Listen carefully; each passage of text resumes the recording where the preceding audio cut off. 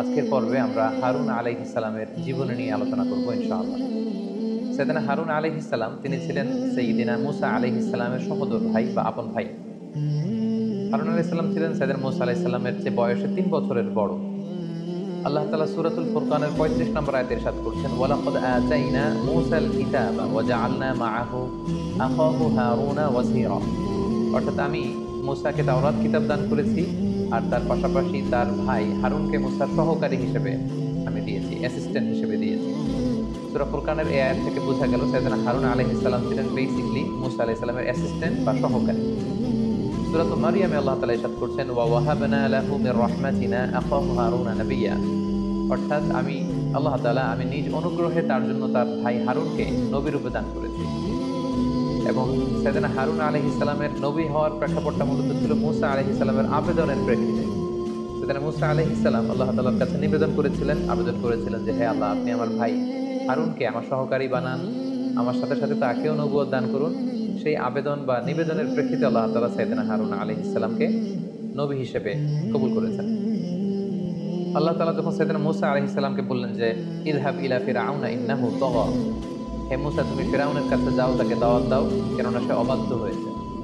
তখন মূসা আলাইহিস সালাম বললেন, ক্বালা রাব্বি ইশরাহ লি সাদরি, হে আল্লাহ আপনি আমার হৃদয়কে প্রশস্ত করে দিন, ওয়া ইয়াসসির লি আমরি, আমার কাজকে সহজ করে দিন, ওয়াহলুল উকদাতাম মিন লিসানি, আমার জিহ্বায় যে জড়তা আছে জড়তা আপনি দূর করে দিন, ইয়াফকাহু কওলি, যাতে করে লোকজন আমার কথা বুঝতে পারে, ওয়াজআল লি ওয়াজিরাম মিন আহলি, হে আল্লাহ আমার ফ্যামিলির মধ্যে থেকে একজনকে আমার সহকারী আপনি বানান, হারুনা আখি উশদুদ বিহি আজরি ওয়া আশরিকহু ফি আমরি, আর সেই সহকারীটাকে আমার ভাই হারুন, তাকে আপনি আমার সহকারী বানান, আমার সাপোর্টার বানান, এবং আশরিকহু ফি আমরি, তাকে আমার কাজের অংশীদার বানান, অর্থাৎ তাকেও আপনি নবুয়ত দান করুন। আল্লাহ তাআলার কাছে সাইয়েদনা মূসা আলাইহিস সালাম যখন এই আবেদন করলেন, আল্লাহ তাআলা বললেন, ক্বালা ক্বাদ উতিতা সু'লাকা ইয়া মূসা, হে Musa, your request is granted, your request is accepted, তোমার আবেদন বা নিবেদনকে অ্যাকসেপ্ট করা হলো, গ্রহণ করা হলো। এবং সাইয়েদনা মূসা আলাইহিস সালামের নিবেদনের প্রেক্ষিতে আল্লাহ তাআলা তার ভাই হারুনকেও আলাইহিস সালামকে নবী বানিয়ে দিলেন। সূরা কসস আল্লাহ তাআলা বলছেন, সাইয়েদনা মূসা আলাইহিস সালাম আবেদন করে বলেছিলেন, ওয়া আখি হারুনু হুয়া আফসাহু মিন্নি লিসানা, অর্থাৎ হে আল্লাহ আমার ভাই হারুন আমার চেয়ে বেশি eloquent, Harun is more fluent and eloquent than me in speech, বক্তব্য দানের ক্ষেত্রে আমার ভাই হারুন আমার চেয়ে বেশি ফ্লুয়েন্ট।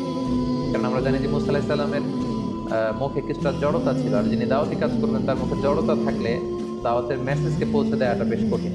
এজন্য তিনি বললেন, হুয়া আফসাহু মিন লিসান, হে আল্লাহ আমার ভাই হারুন আমার চেয়ে বেশি বাগ্মী, বেশি সুস্পষ্ট ভাষায় কথা বলতে পারে। ফাআরসিলহু মাই রিদা আন ইউসাদ্দিকুনি, তাই তাকে আমার সহকারী হিসেবে আপনি পাঠান, সে আমাকে সাপোর্ট করবে। তাহলে আমরা বুঝতে পারলাম যে হারুন আলাইহিস সালাম স্বাভাবিকভাবে তিনি নবী হননি, বরং ওনার ভাই মূসা আলাইহিস সালামের আবেদনের প্রেক্ষিতে আল্লাহ তাআলা মূসা আলাইহিস সালামের সহকারী বা অ্যাসিস্ট্যান্ট হিসেবে অথবা সাপোর্টার হিসেবে তার আপন ভাই হারুন আলাইহিস সালামকে নবুয়ত দান করেছিলেন। সাইয়েদনা মূসা আলাইহিস সালাম যখন তাওরাত কিতাব রিসিভ করবার জন্য তুর পাহাড়ে যাবেন, তখন তিনি ওনার উম্মত বনি ইসরাইলকে দেখভাল করবার জন্য সাইয়েদনা হারুন আলাইহিস সালামকে দায়িত্ব দিয়ে গিয়েছিলেন। وقال موسى لأخيه هارون اخلفني في قومي وأصلح ولا تتبع سبيل المفسدين। সূরা আরাফে আল্লাহ এই ব্যাপারটি তুলে ধরেছেন। তিনি মূসা আলাইহিস সালাম তার ভাই হারুনকে বলেছিলেন, হারুন তুমি উখলুফনি, তুমি আমার প্রতিনিধিত্ব করবে, ফি কওমি, আমাদের এই বনি ইসরাইলের এই কওমের ব্যাপারে, ওয়া আসলিহ, এবং তাদের মাঝে তুমি সংশোধন করে দিবে, ফয়সালা করে দিবে, সলিউশন করে দিবে, ওয়ালা তাত্তাবি সাবিলাল মুফসিদিন, আর বিশৃঙ্খলার কোনো পন্থা তুমি অবলম্বন করবে না।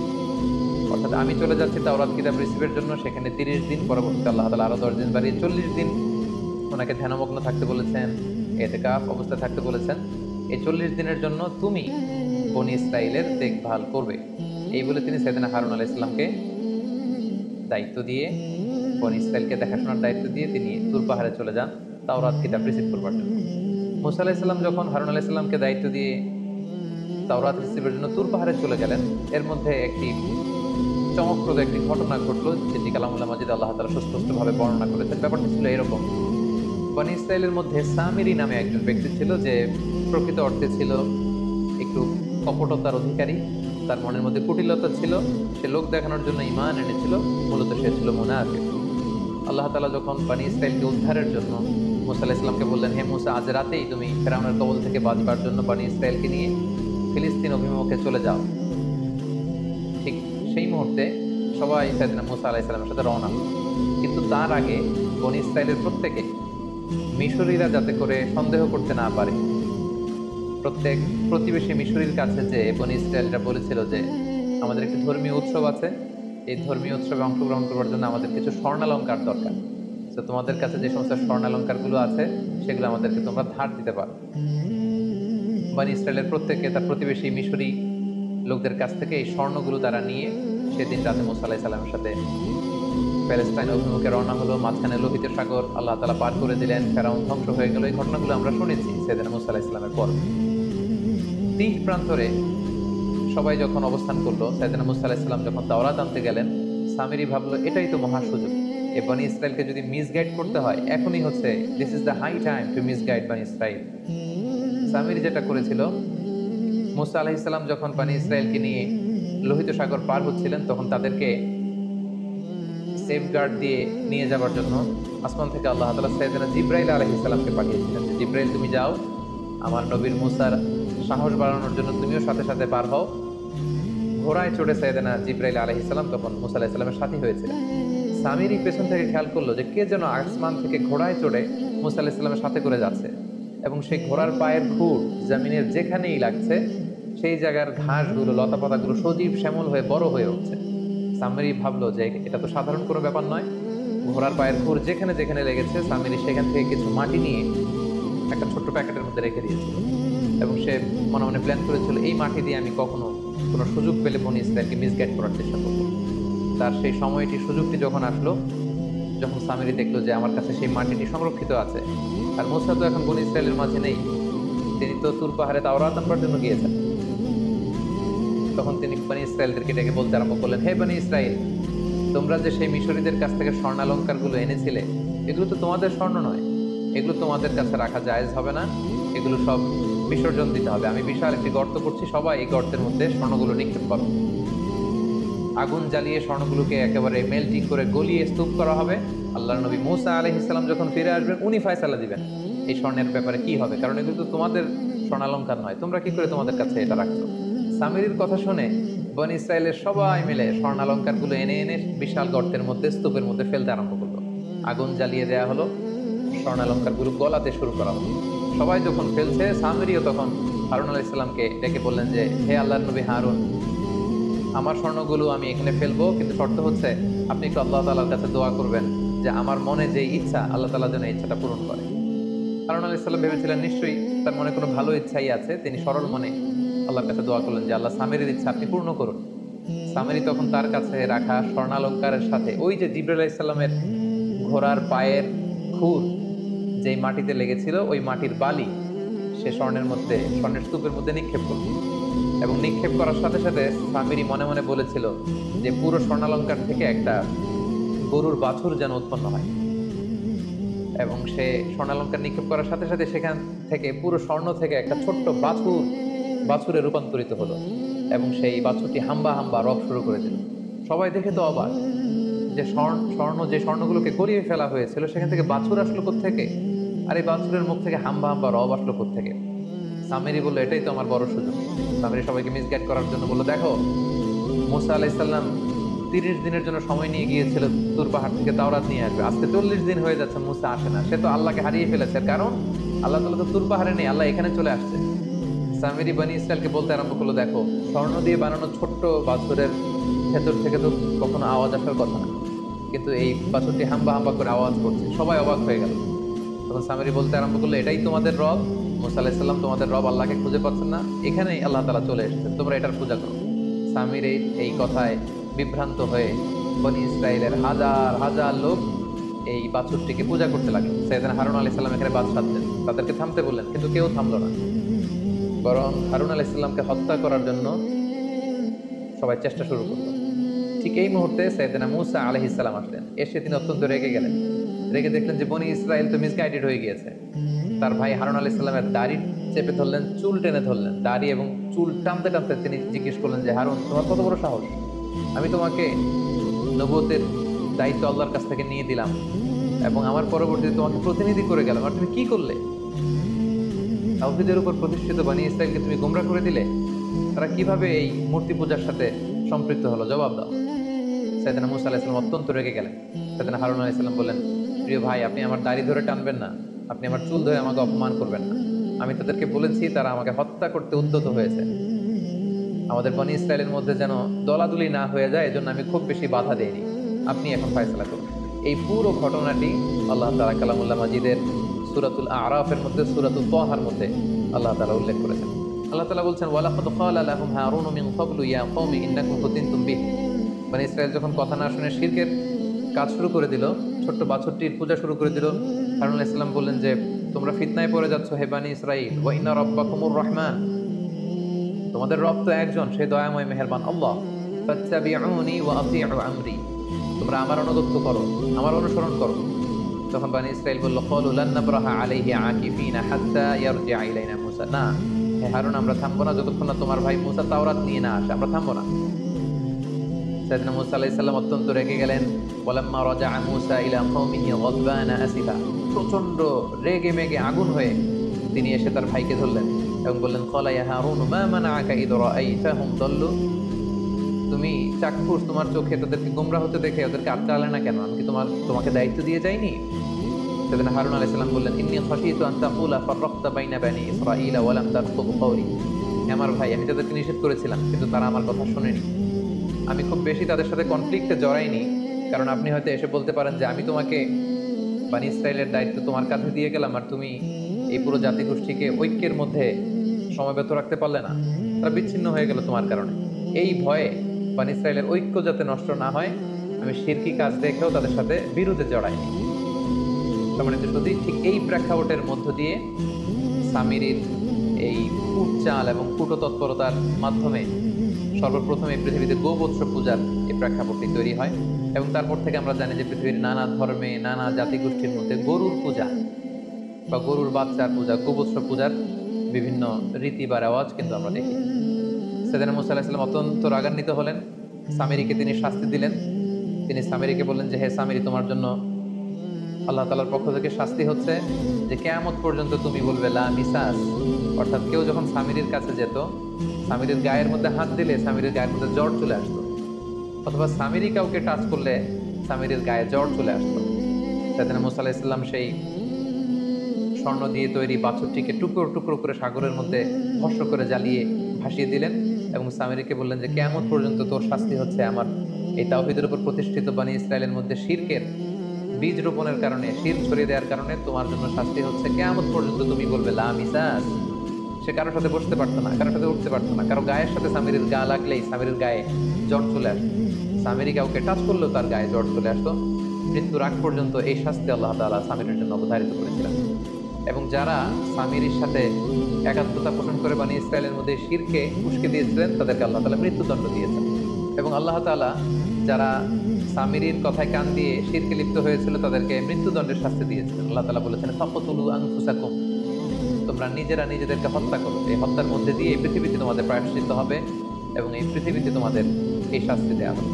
সম্মানিত শুধু ঠিক এইভাবে সাইয়েদনা মূসা আলাইহিস সালামের অনুপস্থিতিতে সাইয়েদনা হারুন আলাইহিস সালামকে যখন দায়িত্ব দিয়ে মূসা আলাইহিস সালাম তাওরাত কিতাব আনতে গিয়েছিলেন, ঠিক তখন বনী ইসরায়েলের মধ্যে সর্বপ্রথম গোবৎসের পূজা এই পৃথিবীতে শুরু হয়। সম্মানিত সুধী, গত পর্বে আমরা মূসা আলাইহিস সালামের ব্যাপারে বিস্তর আলোচনা শুনেছিলাম। মূসা আলাইহিস সালামের ব্যাপারে আল্লাহ তাআলা অনেক ইনফরমেশন আমাদেরকে জানিয়েছেন, কিন্তু তার বিপরীতে তুলনামূলকভাবে হারুন আলাইহিস সালামের ব্যাপারে যে কয়েকটি প্রেক্ষাপট এবং ঘটনা প্রবাহ আমি আপনাদের সামনে তুলে ধরলাম, এগুলো ছাড়া আর কোনো কিছুই আল্লাহ তাআলা আমাদের জন্য তুলে ধরেননি। তাই আমরা সরাসরি এখন হারুন আলাইহিস সালামের সংক্ষিপ্ত জীবনী থেকে আমাদের জন্য কি কি শিক্ষা রয়েছে সেদিকে চলে যাব। প্রথম যে লেসনটি আমরা হারুন আলাইহিস সালামের জীবনী থেকে পাই, সেটা হচ্ছে দাওয়াতি কাজে বাগ্মিতা খুব জরুরি। যারা দাওয়া অ্যাক্টিভিটির সাথে জড়িত, তাদের ফ্লুয়েন্সি থাকতে হয় মুখে, তাদের খুব এলোকুয়েন্ট হতে হয়, ফ্লুয়েন্ট হতে হয়। কারণ মূসা আলাইহিস সালামের মুখে জড়তা থাকার কারণে তিনি আল্লাহকে বললেন, আল্লাহ, আপনি যে ফেরাউনের কাছে যে আমাকে দাওয়াত দিতে বলছেন, এত বড় রাজা, এত বড় কিং, তার আশেপাশে তার সভাসদবর্গ, তার সৈন্য সামন্ত, এই বিশাল রাজ দরবারে যে আমার তো মুখে জড়তা, আমি কি করে এই সুন্দর করে তাওরাতের কথা আমি পৌঁছাবো? আমার মুখের জড়তার কারণে আমার কথা তো হয়তো ফেরাউন বুঝবে না। এজন্য আল্লাহ তাআলার কাছে তিনি আবেদন করেছিলেন যে আখি হারুন আফসাহু মিন্নি লিসানা, আমার চেয়ে আমার ভাই আরো বেশি সুন্দর গুছিয়ে কথা বলতে জানে, আমার চেয়ে আমার ভাই আরো বেশি ফাসিহ, অর্থাৎ খুবই বাগ্মী, এলোকুয়েন্ট, ফ্লুয়েন্ট, তার মুখে কোনো জড়তা নেই। তো আল্লাহ তাআলা মুসা আলাইহিস সালামের এই নিবেদনের প্রেক্ষিতে হারুন আলাইহিস সালামকে নবী বানিয়েছিলেন। এতে করে আমরা যেটা বুঝতে পারি, যিনি দাওয়াতি কাজ করবেন তার মুখে জড়তা থাকতে পারবে না। তিনি কথা খুব সহজ ভাষায়, সহজভাবে তার শ্রোতাদের কাছে উপস্থাপন করতে হবে। এই ফ্লুয়েন্সিটা খুবই জরুরি। এজন্য যারা দাঈ তাদেরকে বাগ্মী হতে হয়। একজন অনেক জ্ঞান রাখেন কোরআনের, হাদিসের, কিন্তু তিনি মানুষের সাথে কথা বলতে জানেন না, মানুষের কাছে কোনো বিষয়কে উপস্থাপন করতে পারেন না, তাহলে তো আসলে তাকে দিয়ে দাওয়া কাজ হবে না। তাহলে এই বিষয়টা আমরা শিখতে পারলাম যে যিনি দাঈ ইলাল্লাহ হবেন তার মধ্যে বাগ্মিতার গুণ থাকা আবশ্যক। দ্বিতীয় যে শিক্ষাটি আমরা পাই সেটি হচ্ছে, এই পৃথিবীতে শিরকের চেয়ে বড় কোনো পাপ নেই। শিরকের পাপ হচ্ছে সবচেয়ে বড় পাপ, এবং এই পৃথিবীতে কোনো নবী আল্লাহর সাথে শিরক করাকে কিন্তু কখনো প্রশ্রয় দেননি বা বরদাস্ত করেননি। এর কারণ হচ্ছে আল্লাহ তাআলা সব মাফ করলেও শিরকের গুনাহ মাফ করেন না। ইন্নাল্লাহা লা ইয়াগফিরু আইয়ুশরাকা বিহি ওয়া ইয়াগফিরু মা দুনা যালিকা লিমান ইয়াশা। আল্লাহ তাআলা চাইলে সব গুনাহকে ক্ষমা করে দিতে পারেন, কিন্তু তিনি নিজেই ঘোষণা করেছেন যে তিনি শিরকের গুনাহকে কঠিনকালেও ক্ষমা করেন না। এবং সাইয়েদনা মূসা আলাইহিস সালাম যে হারুন আলাইহিস সালামের উপর রেগে গিয়েছিলেন, তার আপন ভাইয়ের চুল ধরে টেনেছিলেন, দাড়ি ধরে টান মেরেছিলেন, রেগে গিয়েছিলেন, এটার কারণ কিন্তু দুনিয়াবি কোনো কারণে নয়। একমাত্র কারণ ছিল যে বনী ইসরাইলের লোকেরা তাওহীদকে ছেড়ে দিয়ে শিরকের সাথে জড়িয়ে পড়েছিল, শিরকের সাগরে তারা গা ভাসিয়ে দিয়েছিল। আর প্রকাশ্য শিরক হতে দেখে একজন নবী সেটা বরদাস্ত করতে পারেন না। যেন পৃথিবীর কোনো নবী শিরককে প্রশ্রয় দেননি, বরং শিরকের মূলোৎপাটন করে তাওহীদের বীজ বপন করবার জন্যই কিন্তু পৃথিবীতে নবীদের আগমন ঘটেছে। 3 নম্বরে যে শিক্ষাটি আমরা পাই সেটা হচ্ছে মর্যাদায় বড় বনাম বয়সে বড়, দুটা কিন্তু এক বিষয় নয়। একটা হচ্ছে বয়স হওয়া আর একটা হচ্ছে বড় হওয়া। এটা বাধ্যতামূলক নয় যে কেউ বয়সে বড় হলে তিনি মর্যাদায়ও বড়, এমনটা নাও হতে পারে। তার প্রমাণ হিসেবে কিন্তু আমরা দেখতে পাই যে হারুন আলাইহিস সালাম ছিলেন বয়সে বড়, মূসা আলাইহিস সালামের 3 বছরের বড়। মূসা আলাইহিস সালাম ছোট, কিন্তু মূসা আলাইহিস সালামের মর্যাদা ছিল বেশি। হারুন আলাইহিস সালাম বয়সে বড়, কিন্তু মর্যাদায় ছিলেন তিনি ছোট। তার সুন্দর প্রমাণ আমরা সাহাবাদের মধ্যেও দেখতে পাই। আল্লাহ রাসূল সাল্লাল্লাহু আলাইহি ওয়াসাল্লামের চাচা আব্বাস ইবনে আব্দুল মুত্তালিবকে একবার জিজ্ঞেস করা হয়েছিল যে আনতা আকবার আম রাসূলুল্লাহ সাল্লাল্লাহু আলাইহি ওয়াসাল্লাম, হে রাসূল সাল্লাল্লাহু আলাইহি ওয়াসাল্লামের চাচা, কে বড়, আপনি বড় নাকি রাসূল সাল্লাল্লাহু আলাইহি ওয়াসাল্লাম বড়? তো যিনি জিজ্ঞেস করেছিলেন ওনার ইচ্ছে ছিল যে আসলে বয়সে কে বড় এটা জানা। তো আব্বাস ইবনে আব্দুল মুত্তালিব উনি বলবেন যে আমি বড় বয়সে, এটা ওনার পছন্দ হচ্ছিল না। এটা কেমন উনি ভাবছিলেন যে এটা কিছুটা দাম্ভিকতা বা বেয়াদবি হয়ে যেতে পারে। তখন তিনি চমৎকার একটি হাম্বল ওয়েতে একটা উত্তর দিয়েছিলেন। তিনি বলেছিলেন হুয়া আকবর মিন্নি, রাসূল সাল্লাল্লাহু আলাইহি ওয়াসাল্লাম আমার চেয়ে বড়। কারণ রাসূলুল্লাহ সাল্লাল্লাহু আলাইহি ওয়াসাল্লামের চেয়ে বড় হতে পারে পৃথিবীতে এমন কেউ নেই, তার চেয়ে বড় হওয়া সম্ভব না। তিনি উত্তরে বলেছিলেন হুয়া আকবর মিন্নি, রাসূল সাল্লাল্লাহু আলাইহি ওয়াসাল্লাম আমার চেয়ে বড়, ওয়া আনা ওয়ালিদতু ক্বাবলা, কিন্তু আমি জন্মেছি আগে। সুবহানাল্লাহ, কতটা বিনয় তারা পেশ করেছেন, কতটা বিনয় তারা দেখিয়েছেন তাদের কথায়, তাদের আচরণে। তিনি বলেছেন রাসূল সাল্লাল্লাহু আলাইহি ওয়াসাল্লাম বড়, কিন্তু আমি জন্মেছি আগে। যাতে করে আমরা বুঝতে পারি বয়সে কেউ বড় হলে মর্যাদায়ও সে বড় হবে, এমনটা নাও হতে পারে। হয়তো বয়সে কেউ ছোট, কিন্তু আল্লাহ তাআলার কাছে মর্যাদায় সে অনেক বড়, এমনটাও কিন্তু করতে পারে, যেটা আমরা সাইয়েদনা মূসা আলাইহিস সালাম এবং সাইয়েদনা হারুন আলাইহিস সালাম, এই যে সহোদর ভাই, তাদের মধ্যে কিন্তু আমরা এটা লক্ষ্য করেছি যে হারুন আলাইহিস সালাম বয়সে বড়, কিন্তু মূসা আলাইহিস সালাম তিনি মর্যাদায় ছিলেন বড়। 4 নম্বরে যে ব্যাপারটা আমরা শিখতে পারি সেটা হচ্ছে কোনো নেশনের মধ্যে, কোনো জাতিগোষ্ঠীর মধ্যে তাদের ঐক্যে ফাটল ধরানোটা অনেক বড় অন্যায়। বিশেষ করে মুসলিম উম্মার কথা যদি আমরা বলি, আল্লাহ তাআলা বলেছেন ওয়ালা তাফাররাকু উদখুলু ফিস সিলমি কাফা, আল্লাহর রজ্জুকে তোমরা আঁকড়ে ধরো, তোমরা বিচ্ছিন্ন হয়ো না, তোমরা তোমাদের ঐক্যকে নষ্ট করো না। বরং ইসলাম আমাদেরকে শিখায় যে কি করে আমরা আমাদের ইউনিটিকে আরো মজবুত করবো, স্ট্রেংথেনিং দ্য ইউনিটি। ঐক্যকে কিভাবে মজবুত করা যায়, ঐক্যটাকে কি করে বজায় রাখা যায়, ইউনিটি যাতে নষ্ট না হয়, ইউনিটি যাতে আমরা নষ্ট না করি, এই ব্যাপারে ইসলাম আমাদেরকে শিখিয়েছে। এই ব্যাপারটাও কিন্তু আমরা হারুন আলাইহিস সালামের জীবনী থেকে সুস্পষ্টভাবে দেখতে পাই। কারণ তিনি একজন নবী হয়েও দেখতে পেলেন যে তার উম্মতরা শিরক করছে, কিন্তু তিনি ওই অর্থে বাধা দেননি। তিনি শুধু বলেছেন যে তোমরা আমার আনুগত্য করো। কিন্তু তারা যখন হারুন আলাইহিস সালামের কথা শোনেননি, হারুন আলাইহিস সালাম তখন তার নিজের অনুসারীদেরকে নিয়ে তাদের উপর ঝাঁপিয়ে পড়েননি বা আক্রমণ করেননি, অথবা সরাসরি কোনো কনফ্লিক্টে যাননি। কেন যাননি? তিনি ভেবেছিলেন আমি শিরক থেকে তাদেরকে বাঁচাতে না পারলেও আমি এই জাতিগোষ্ঠীর ঐক্যটা ধরে রাখি, ইউনিটি যাতে নষ্ট না হয়। কারণ আমার ভাই এসে যদি দেখে যে বনী ইসরাইল এমনিই শততা বিভক্ত জাতি, তাদের মধ্যে 12টা গোষ্ঠী ছিল, তারা যদি বিভিন্ন ভাগে ভাগ হয়ে যায়, এটা সবচেয়ে বড় সমস্যা হবে। বরং সাময়িক সময়ের জন্য তারা শিরক করলেও ওনার আত্মবিশ্বাস ছিল যে আমার ভাই মুসা যখন ফিরে আসবে, ওনার আগমনে, ওনার অ্যারাইভালে, ওনার ব্যক্তিত্বের কারণে, ওনার আদেশের কারণে সব আবার ঠিক হয়ে যাবে। তাই আমি তাদেরকে শিরক থেকে বাঁচাতে না পারলেও ইউনিটিটা ধরে রাখি। সুবহানাল্লাহ বিহামদিহি। আর আমরা মুসলিম হয়েও আরেক মুসলিম ভাইকে কাফের ফতোয়া দিই, মুসলিম হয়েও আরেকজনকে ইহুদি নাসারার দালাল বলি। কিন্তু একজন নবী, তিনি শিরক হতে দেখেও কিন্তু ঐক্যকে নষ্ট করেন। যে আমরা যেন যে কোনো মূল্যে আমাদের মুসলিম উম্মার ঐক্যটাকে ধরে রাখতে পারি। আল্লাহ তাআলা আমাদের সবাইকে কথাগুলো বোঝা আর আমল করবার তৌফিক দান করুন। হাযা মা ইনদি ওয়াল ইলমু ইনদাল্লাহ আলাইহি তাওয়াক্কালতু ওয়া ইলাইহি উনীব। ওয়াসসালামু আলাইকুম ওয়া রাহমাতুল্লাহি ওয়া বারাকাতুহু।